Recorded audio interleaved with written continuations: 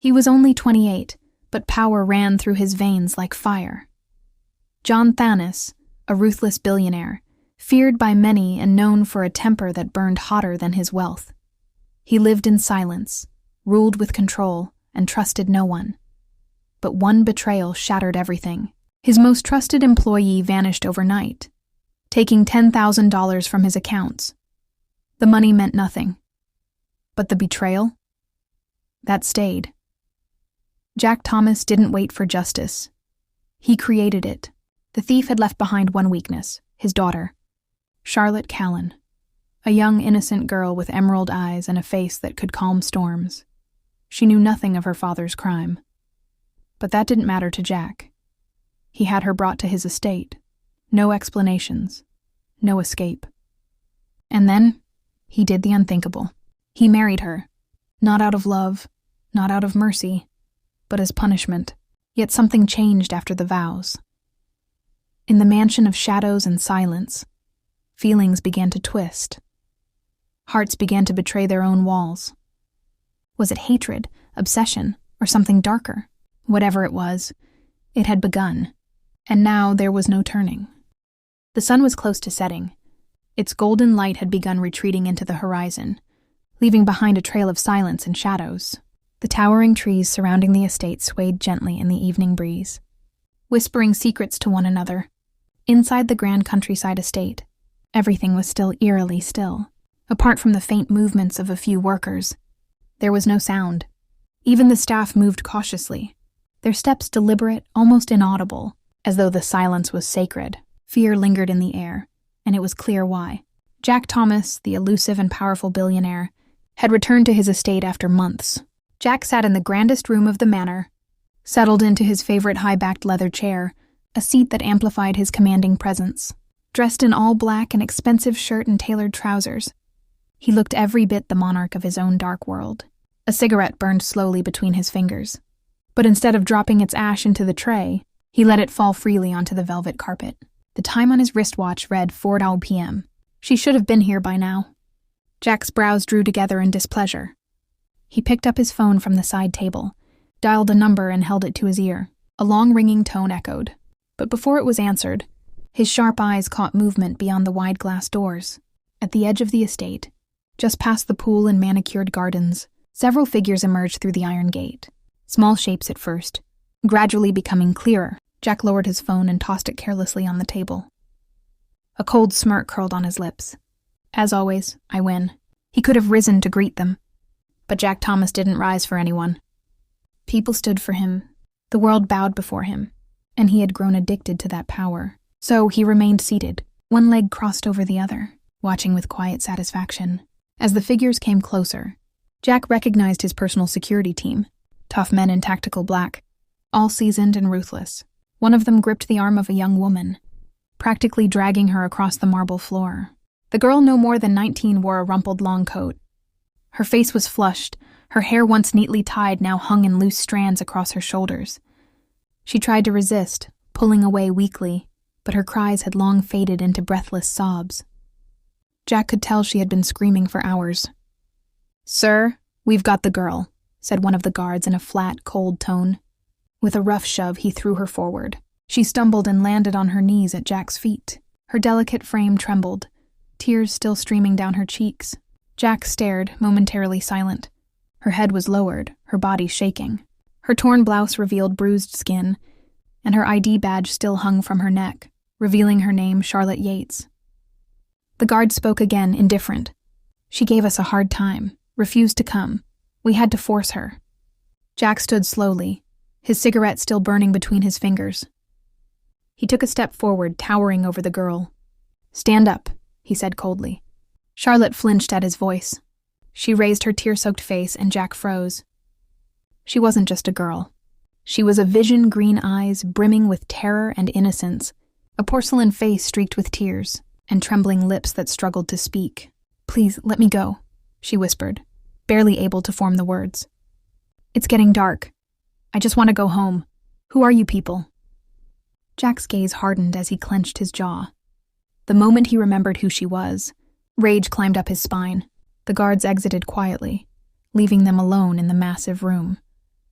Jack reached down and yanked her to her feet by the arm.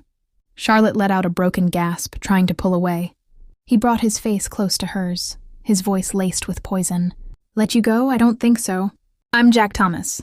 Your father never told you about me, did he? He thought he could steal from me and run. But no one escapes Jack Thomas. No one." Charlotte's lips trembled. "My father? What did he do?" Her voice was nearly silent. "Please, don't hurt me. I don't know anything." Jack's eyes darkened. "Your father embezzled from my company. $10,000. I gave him a job out of pity. And he repaid me with betrayal. He vanished before I could get to him. So now I have you." "No, please, I didn't do anything," Charlotte sobbed. "I'll give you the money back. I swear I will. Somehow I'll pay everything back." Jack chuckled a low, dangerous sound. "Do you think I care about the money?" He leaned closer. "What matters is that someone pays for what was stolen." Charlotte stepped back instinctively, but Jack gripped her harder. "You'll repay it, all right, in your own way." Her eyes widened. "What do you mean?" He let the silence stretch before delivering his verdict.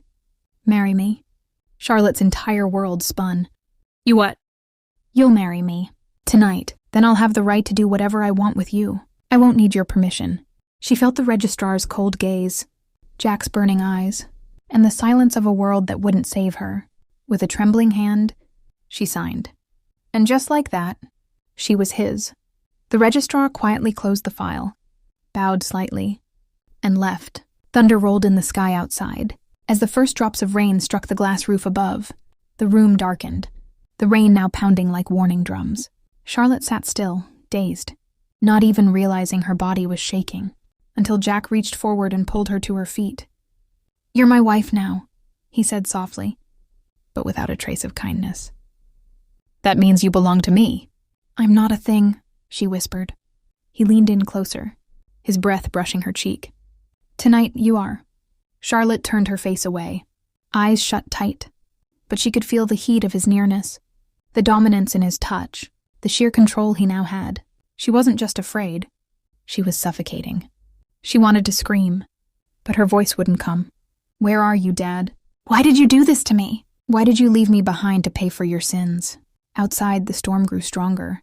Inside, Charlotte's world fell completely apart. She was Charlotte Collins, 19 years old, with emerald green eyes that stunned anyone who looked at her. She wasn't like most girls her age, who spent their days gossiping, giggling, hanging out with friends, or munching on fast food. Charlotte lived in a world of silence and worry, always clutching her books, her mind trapped in one thought: how do I escape this life? But fate had plans of its own. That evening, Charlotte came home from high school exhausted.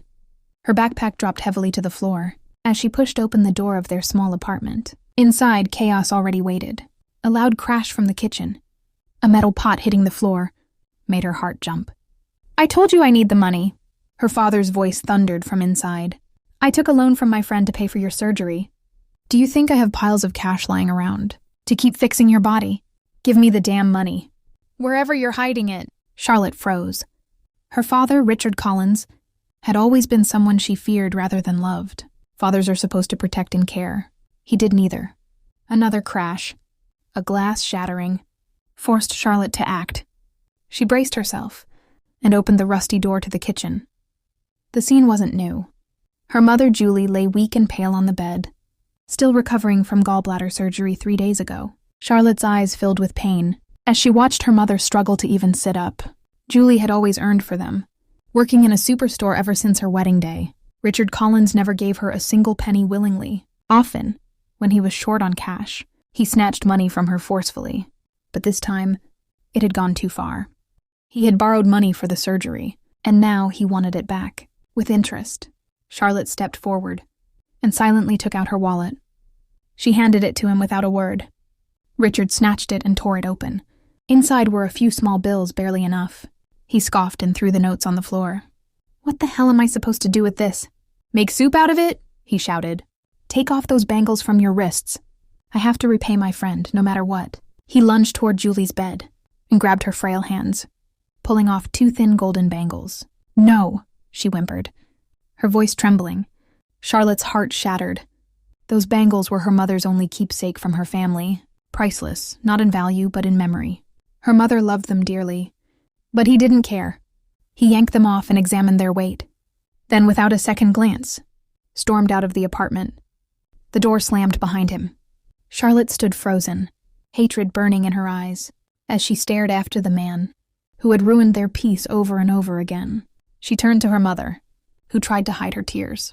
"You must be tired, sweetheart. Go eat something," her mother said weakly. Charlotte knelt beside her, holding her cold hands. "Mom, I promise you, once I finish my high school, I'll get a good job. You and I will never need him again. I'll take care of us both." "That's a promise." Her mother looked at her daughter with teary eyes. There was love, there was hope.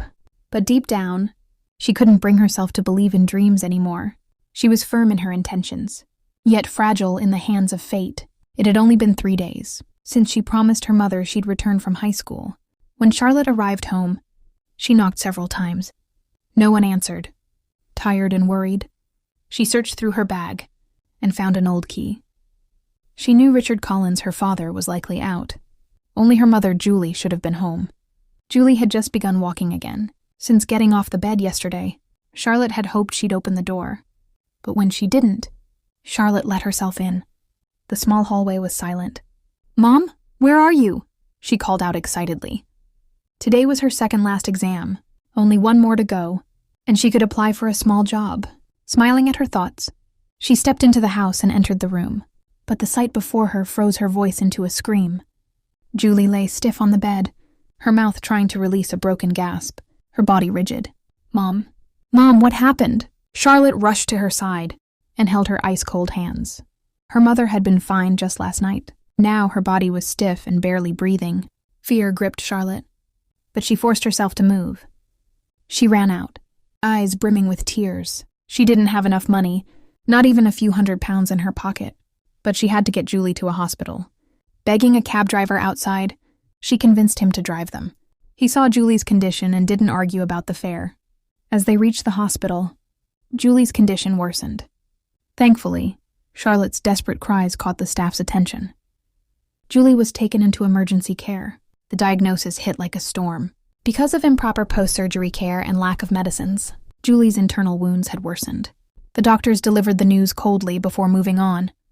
Charlotte stood paralyzed, legs trembling, tears quietly falling. Treatment would be expensive, even though the doctor waived his consultation fee. Medicines and another operation would still cost more than she could imagine. She waited for her father, Richard, believing he'd return once he knew about Julie. But he didn't. By nightfall, she returned home herself. Richard was calmly lying on the bed. "I have work early tomorrow. Don't give me another drama," he said, turning away. Charlotte's blood boiled. He had a new job now, but his heart remained cruel. Silent tears streamed down her face. As she rummaged through Julie's purse, finding just a few pounds, she left again, returning to the hospital, where she spent the night, sitting beside her unconscious mother. At dawn, as the morning light touched the windows, Julie breathed her last. Her only support was gone. She left the hospital with a heavy heart. That day was her final exam. She hated her father now. She didn't want to see his face again. She planned to move into a hostel right after her exam, but fate had its own cruel plans. With a heavy heart, she stepped out of the hospital. Today was her final exam. Now she had to live for herself. She felt a deep resentment towards her father. She never wanted to see him again. That's why she had planned to move into a hostel right after her last exam. But fate had something else in store. Charlotte was leaving after her exam, drained and exhausted, when she felt something behind her. Startled, she turned around. But before she could react, a strong masculine hand pressed firmly over her nose. She struggled fiercely, but someone had overpowered her.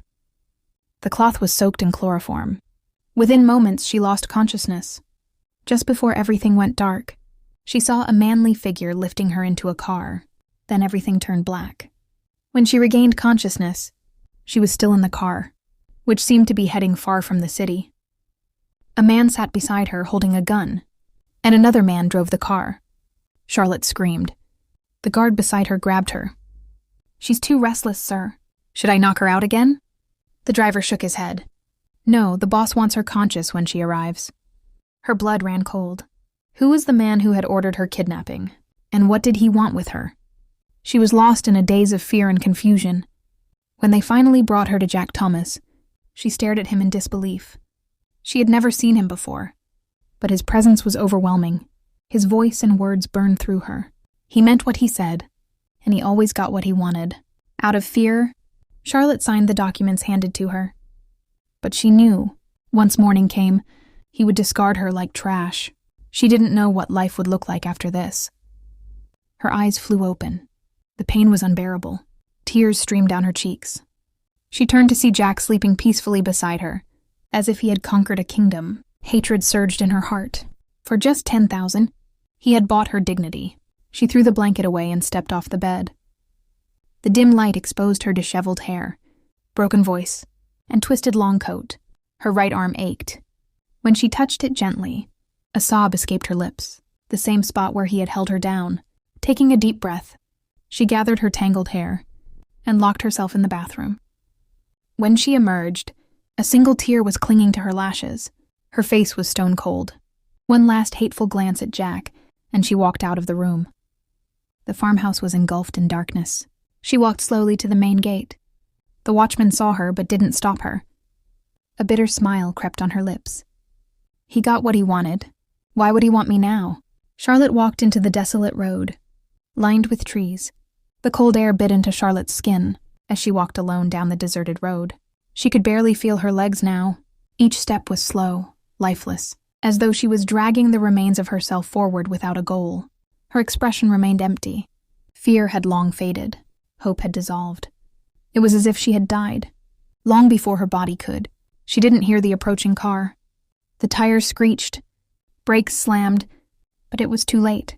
Her fragile body collided with the hood and was thrown several feet away before crashing onto the cold pavement. Dr. Ethan Carter, who had been behind the wheel, leapt out of the car in panic. His heart pounded as he rushed over. A young girl in a torn school uniform lay unconscious, blood trickling from her forehead. "Oh God, what have I done?" Ethan whispered, crouching beside her.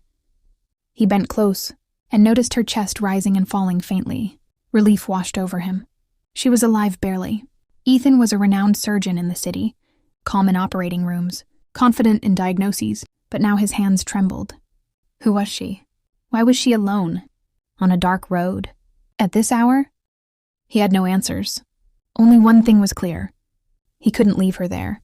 Ethan gently picked her up and placed her in the back seat before speeding toward his hospital. It was already dawn by the time they reached. Ethan had just returned from another city, after attending a friend's wedding, exhausted and sleepless. His mind could still see that girl's pale face, her blood-stained uniform. After handing her over to the emergency doctors, Ethan gave strict instructions. Keep her under observation. Treat her like a priority case. I'll cover all her expenses myself. Later, after a brief and restless sleep at home, Ethan called the hospital. She has no major physical injuries, the attending doctor reported, but she's in deep psychological trauma. It may take days for her to speak. Ethan sighed. Until she's fully recovered, she's my responsibility. Try to ask about her family when she wakes up. 2 mornings later, Charlotte finally opened her eyes. She didn't speak. Not to the nurses. Not to the doctors. Her gaze stayed fixed on the ceiling. She didn't know what to do. Where to go? What version of herself was left now? I want to go home, she whispered weakly, the first time she had spoken. Ethan stood beside her, surprised to finally hear her voice. You haven't told me what you were doing on that road, he said gently. But if you want to go, I won't stop you. Truthfully, Ethan didn't want her to leave. He didn't know why, but he felt attached. The nurse returned her uniform, cleaned and folded. As Charlotte looked at it, tears spilled down her cheeks. That uniform once meant innocence, college dreams, a girl with plans, but now it only reminded her of everything she had lost. She left the hospital that evening, but she didn't go home. She stood still on the sidewalk. For what felt like hours, the streetlights buzzed above her. Cars passed by, but she didn't move. I don't have a home, she murmured to herself. My father left me, and after what he did, how can I go back there? That house isn't mine anymore. Suddenly, a voice interrupted her thoughts. Charlotte, get in, said Ethan from his car, his tone calm but concerned. She looked at him, confused. It's getting dark. Come with me. Stay at my place. I live alone in a big house. You can have your own room. I don't mind. Charlotte stared at him. Her silence said more than words, but she opened the car door and sat beside him. When they reached his home, Ethan asked the maid to guide her to a guest room. It was a warm, cozy space, but empty. The wardrobe had no clothes. Ethan arranged for new ones, to be delivered before sunset. They were modest, soft-toned, and in her size. Charlotte sat quietly on the bed, her eyes fixed on the wall. When the maid brought dinner, she didn't touch it. Instead, she buried her face in her hands and cried for the first time since the accident. "Am I so worthless now," she sobbed, "that I survive on the charity of strangers?" Only a few days ago, she was a student with dreams. Now she felt like a ghost. Days passed. Slowly, she began to heal. Her silence wasn't as heavy anymore. She'd walk around the house, sometimes even read. She began to feel alive again. One evening, a week after her arrival, Charlotte descended the stairs. She wore an elegant green dress Ethan had ordered. Her emerald eyes matched its hue. Ethan was in the lounge working on his laptop when he saw her. For a moment, he was frozen. She stood by the sofa, silent. "What is it?" Ethan asked softly. "You look like you want to say something." Charlotte twisted her fingers nervously. She opened her mouth, then stopped, moved her scarf from one shoulder to another, ran her hands through her hair. It took her a moment to speak. "I want a job," she finally said. "I don't want to be a burden on you." Ethan looked at her. She continued, "I'll earn and find a small apartment. You've already done more than enough for me. I don't want to create more problems for you." Ethan smiled slightly, leaning back. "What problems?" he asked. "Ever since you came, this house feels less empty. I don't mind providing for you. I own 2 hospitals. It's not like I'm struggling to feed us both." Charlotte shook her head. "Still, I can't live on your kindness forever. If you won't help, I'll find something on my own." She stood up, determined. Ethan exhaled. "Okay," he said after a pause. "A friend of mine is looking for a home chef. It's a simple job, and they're good people. If you can cook, I can send you there." Charlotte's shoulders eased. A small smile appeared on her lips. "Thank you," she whispered and turned to leave. Ethan stared after her, his heart tangled in feelings he didn't want to name. "I'm 32, behaving like a teenager," he thought to himself, chuckling bitterly. That evening, he asked the maid to inform Charlotte to be ready the next morning. She didn't hesitate. This was her first job, and she was anxious. The next day, dressed in a soft pink outfit, with just a touch of lip gloss, she stepped out of the house. When the car stopped in front of the mansion where she was to work, her breath caught. "This is where I work now?" she thought, her palms sweating. The guard opened the gate and guided her inside. Lush gardens lined the path, luxury cars parked in a vast garage, marble steps leading to an ornate front door. Everything whispered of wealth. She took a deep breath and stepped forward, into a new life that still had no promises. But at least it was hers to shape now. Inside, staff members moved around swiftly. Some glanced at Charlotte and quickly turned away, ignoring her presence. But one elderly housekeeper, perhaps the head of staff, approached her with a kind smile. "You're the new chef, right? Come this way." Charlotte followed her nervously into the expansive kitchen. "Wait, there's no interview?" Charlotte asked, confused. The old woman chuckled. "No need for one, dear. You come from Mr. Ethan Carter's recommendation. The master told us last night you're to be treated with respect. We're not to overwork you, and even if you make mistakes, we are to turn a blind eye." Charlotte was taken aback by the warmth and generosity of Ethan's gesture. Deep inside, she felt grateful once again for the man who had rescued her when she had nothing. "Just be cautious when cooking for the master," the housekeeper added. "He's particular, quick-tempered over the smallest things. And above all, he can't stand liars." The warning sent a chill down Charlotte's spine. A face from her past flashed before her eyes. He couldn't stand lies either. A bitter smile touched her lips. "I'll try my best," she replied quietly. Charlotte rolled up her sleeves and quickly immersed herself in preparing the master's favorite dishes. She knew she had to prove herself here. This job wasn't just about money, it was about survival. Time moved on. Charlotte adjusted to her new life, and the job gave her a reason to smile again. Ethan Carter noticed her joy. One morning over breakfast, he asked gently, "How's the job going?" Charlotte looked up from her teacup and smiled brightly. "It's going great. I haven't met the master yet, but the staff tells me he loves my cooking." Ethan watched her, captivated. Dressed in a simple black blouse and trousers, her hair tied in a neat ponytail, she looked stunning.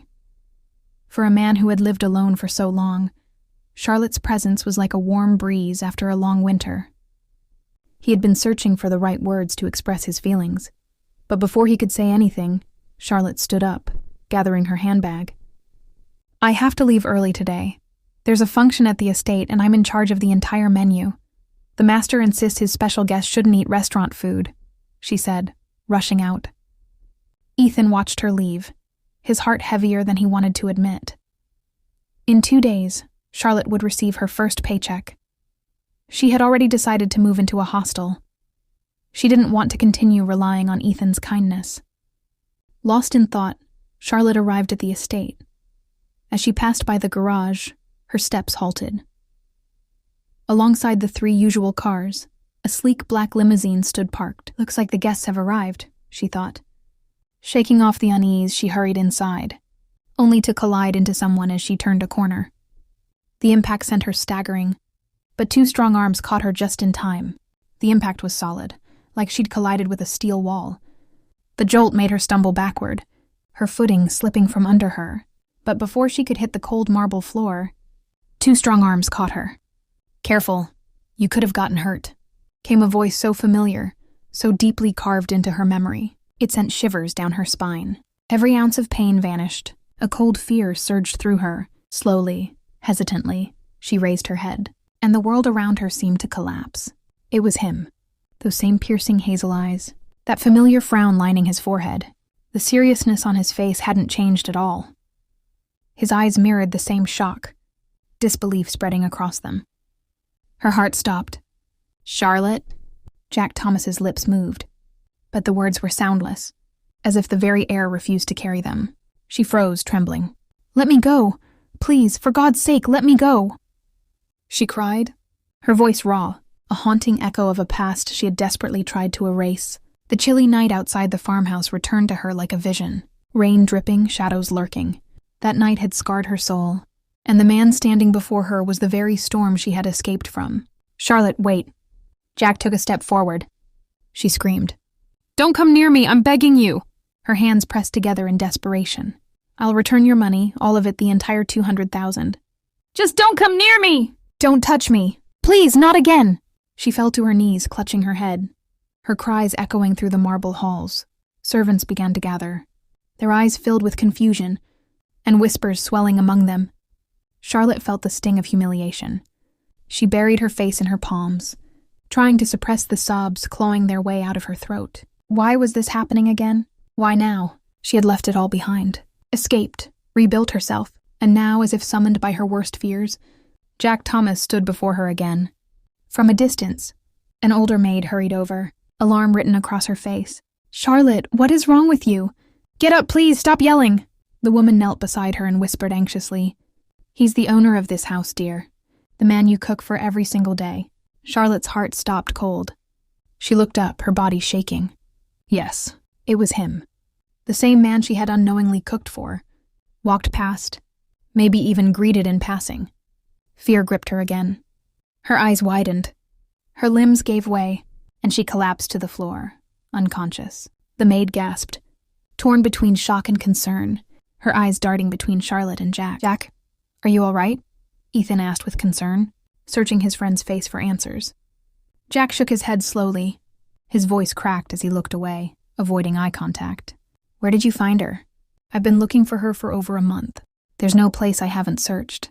She knew I'd come after her. That's probably why she never went back to her father's house." His tone was bitter, wounded. Ethan remained silent, eyes soft with regret. About a month ago, maybe more, I found her on a road outside the city. She was in her college uniform, bruised, bleeding, emotionally shattered. She had no place to go, no will to live. I brought her to my home and began her treatment. Jack's hands curled into fists. She recovered slowly, Ethan continued, and she asked me to help her find a job. You were the only one I trusted. That's why I sent her to you. I didn't know she was your wife. His voice faltered near the end. Jack's eyes burned with guilt. Ethan kept watching him. How could you be so cruel, Jack? She was innocent, and you punished her for something she had no part in. That fragile girl, just knowing what she went through tears me apart. I want to fix it, Jack whispered. All of it. Every wound I gave her. I have to. He stood up suddenly, as if shaken awake from a nightmare. Just then, a nurse arrived. Sir, the patient is awake. Jack turned sharply toward the direction of Charlotte's room. Without another word, he began walking. Ethan stood quietly and closed his eyes in helplessness. The moon in his sky belonged to someone else. No matter how close he got, he could never bring it home. Jack slowly opened the hospital room door. Charlotte was lying on the bed, half sitting against the pillows, staring silently at the ceiling. Her face was pale, as if all warmth had left her.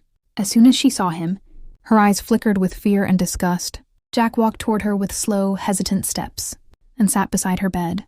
I don't even deserve your forgiveness, Charlotte. I know that, he said quietly. But will you forgive me just because someone else asked you to? Even though I was the one who signed those documents? I wasn't a stranger. I was your husband. He bowed his head, defeated. For the sake of that one sacred bond, I beg you to forgive me. If you don't, I'll never find peace again. I swear on God, Charlotte. I haven't slept a full night in a month. Every night I needed sleeping pills. Not because I'd fallen in love, but because the guilt of what I did to a helpless girl tore me apart. He could hardly keep his voice steady. Charlotte's gaze remained sharp. Her husband still looked just as powerful, just as proud. His features were striking, but now all that arrogance had fallen. Now he sat with his head bowed before her. What do you want from me now? She asked, exhausted. Jack slowly raised his eyes. The morning I woke up after what I did, I felt victorious, like I had conquered something, like I'd taken revenge on someone who dared cross me. A simple girl couldn't harm a man like me. He took a breath. I returned home from the farmhouse that day. I didn't care where you went or what happened to you, but as days passed, I started losing sleep. Every girl on the street reminded me of you. I'd stop my car thinking it was you walking by. My staff noticed. My friends were shocked. I even went to a psychiatrist, he said bitterly. And every time I saw my own ugly reflection. I used to blame my temper and rage on my mother for leaving me as a child. But now I know it was me.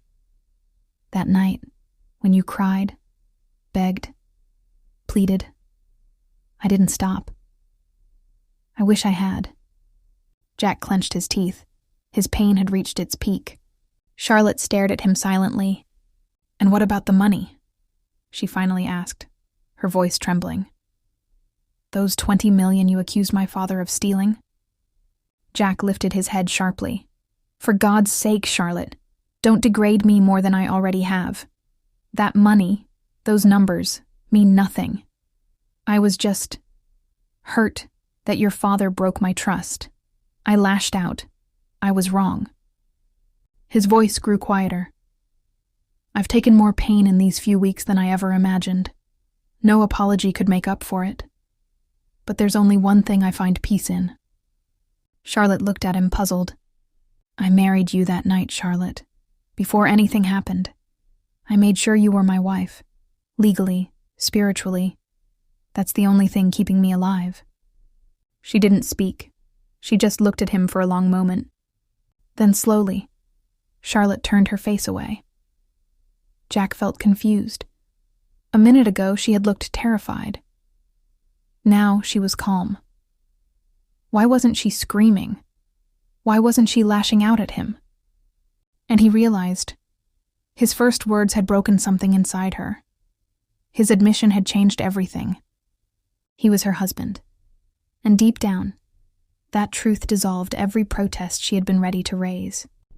"I found your father," Jack said softly after a long silence. "And I've cleared his name in that embezzlement case. He didn't know where you were either. If you want, I'll let you go. You can go back to him, live your life in peace. I won't stop you. But if you choose to stay, you can help complete a broken man. Fill the emptiness I've tried to cover with my pride. Will you?" His eyes searched hers, full of hope. Charlotte lifted her lashes, and for a moment, the weight of decision settled in her gaze. Everything fell into place. He was her husband. That one truth didn't need any more explanation. She smiled faintly and gently placed her hand on Jack's. Jack looked at her in disbelief. Then slowly, he pulled her into his arms, careful, trembling. This time his apology was quiet but real, and this time Charlotte forgave him. With her whole heart,